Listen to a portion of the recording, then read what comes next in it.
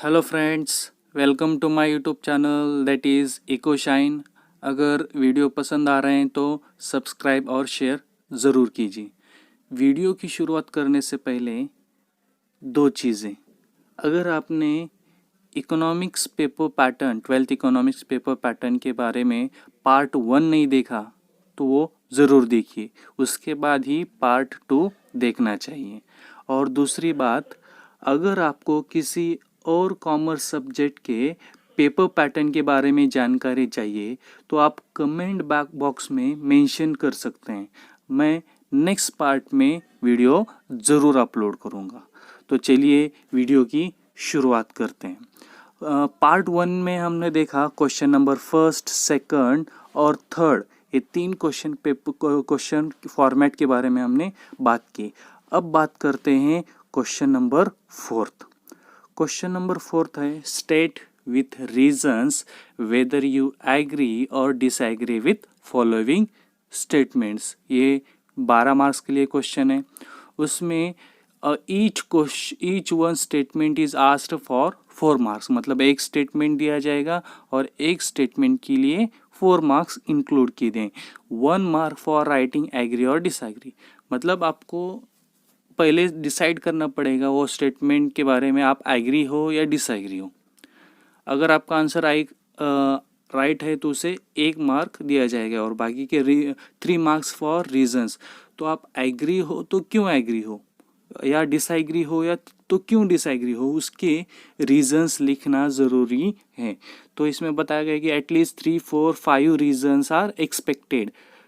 Total 5 questions asked and 3 must be solve, मतलब 5 question पूछे जाएंगे और उसमें से 3 सॉल्व करना ज़रूरी है।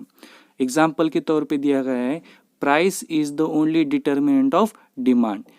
आंसर क्या लिखना पड़ेगा, I disagree with the above statement. Reasons, जैसे कि सिर्फ प्राइस डिमांड का डिटरमिनेंट नहीं है, इनकम है, टेस्ट है, हैबिट है, साइज ऑफ पॉपुलेशन है, टैक्सेशन पॉलिसी है, ईटीसी।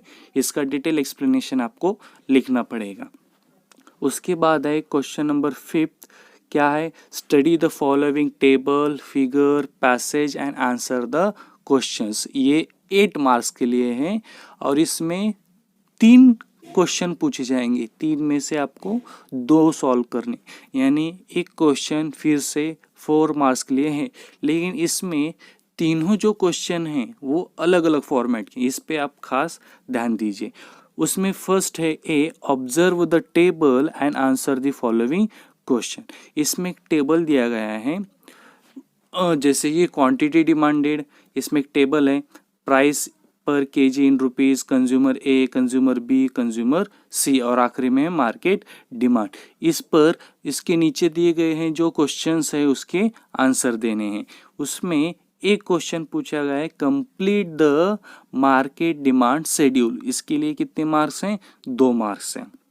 फिर बी है draw market demand curve based on above market demand schedule. इसकी फिर से इसके बेसिस पर आपको कर्व ड्रॉ करना है और इस कर्व के लिए कितने मार्क इंक्लूड किए गए हैं, 2 मार्क्स इंक्लूड किए गए हैं।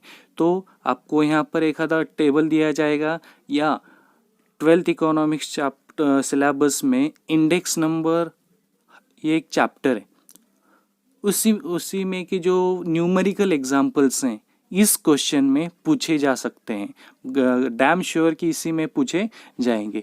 फिर बी आता है, B observe the given diagram and answer the following question, मतलब एक आधा डायग्राम पूछा जाएगा और नीचे गए जो क्वेश्चन है उसके आंसर देने पड़ेंगे। जैसे कि डायग्राम ऑब्जर्व किया, उसमें पहला दिया गया rightward shift in demand curve, क्या होता है, उसके लिए 1 mark. Leftward shift in demand करो, फिर उसके लिए 1 मार्क। प्राइस रिमेन्स डैश, फिर से उसके लिए एक 1 मार्क। और आखिरी है increase and decrease in demand comes under dash, उसके लिए 1 मार्क। मतलब पहले क्वेश्चन में, एक क्वेश्चन में हमने क्या देखा, 4 मार्क का ही क्वेश्चन है, लेकिन उसमें ए और बी 2-2 मार्क के लिए हैं। और इसमें ये भी 4 मार्क के लिए है, लेकिन इसमें कितने क्वेश्चन है, 4 क्वेश्चन है और हर एक क्वेश्चन 1-1 मार्क के लिए इंक्लूड किया गया है। तो ये बदल सकता है, या थर्ड क्वेश्चन देखिए, read the passage and answer the following question. ये भी 4 मार्क के लिए, मतलब यहाँ पे एक पैसेज दिया जाएगा और पैसेज के नीचे जो क्वेश्चंस हैं उसके आंसर्स पूछे जा सकते हैं। जैसे कि for example what are the categories of finance, ये 2 मार्क के लिए। Who is responsible for mobilisation and allocation of fund, ये 1 मार्क के लिए। और which factor is backbone of economy, ये भी 1 मार्क के लिए। ये जो तीनों क्वेश्चन का आंसर जो पैसेज में इसका आंसर है वो पढ़कर आपको देना पड़ेगा।